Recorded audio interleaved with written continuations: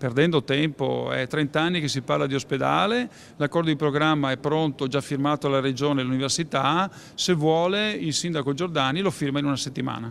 Insomma, ma che cosa ci vuole? Si chiedono i componenti delle opposizioni in Consiglio Comunale. Il sindaco firmi l'accordo di programma già benedetto a suo tempo dall'ex rettore Zaccaria e dal presidente Zaia.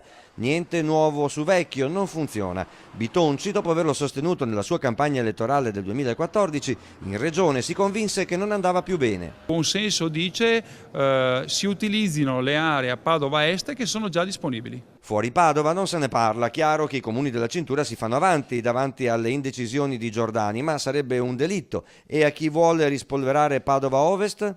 Che è una cosa direi di una gravità anche questa assoluta. Sappiamo a priori che Padova Ovest costa 100 milioni di euro in più. Insomma, l'opposizione è compatta contro l'eventualità di lasciare il polo sanitario in centro storico e chiederà un consiglio comunale con un tema unico, il nuovo ospedale. Se il sindaco Giordani, dice Bitonci, presenterà un ordine del giorno per Padova Est, noi glielo votiamo? Cioè, se la gruppo Lorenzoni e Company non glielo votano, non si preoccupi che noi non gli facciamo la mozione di sfiducia in Consiglio Comunale, noi glielo votiamo a favore. Ecco.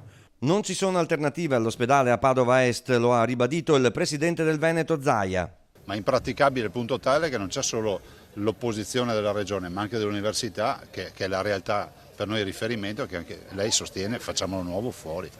Che potrebbe voler dire una maxi richiesta danni al comune da parte della regione per le somme spese in più rispetto alle aree già disponibili di Padova Est.